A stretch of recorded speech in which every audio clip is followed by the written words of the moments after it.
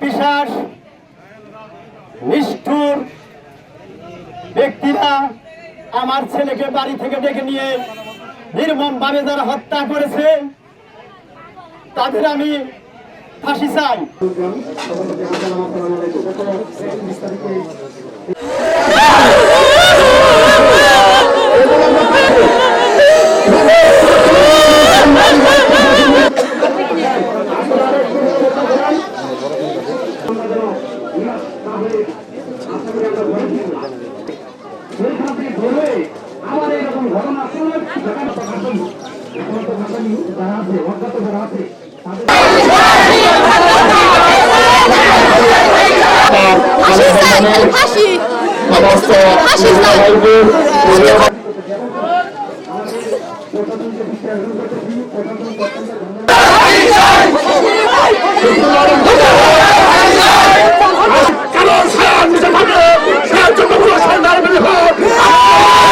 আমার ছেলের হত্যার বিচার যতদিন পর্যন্ত না হবে ততদিন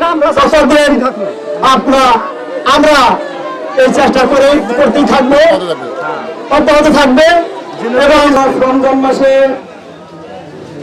উজ্জ্বলকে ইফতারের সময় তার বন্ধুরা তার বাড়ি থেকে ডেকে নিয়ে পরিকল্পিত ভাবে নির্মম ভাবে তাকে হত্যা করে তার লাশটি সেফটি ট্যাঙ্কির মাধ্যমে ফেলে দিয়ে তাকে গুম করা হয়েছিল। আর বাগদাকে আসামে দেওয়া খাওয়া পর্যন্ত তাদের আত্মার কোনো খোরাক হবে না, তাদের কোনো শান্তি আসবে না, এমন সেই পরিবার থেকে বিনীত ভাবে জানাচ্ছে।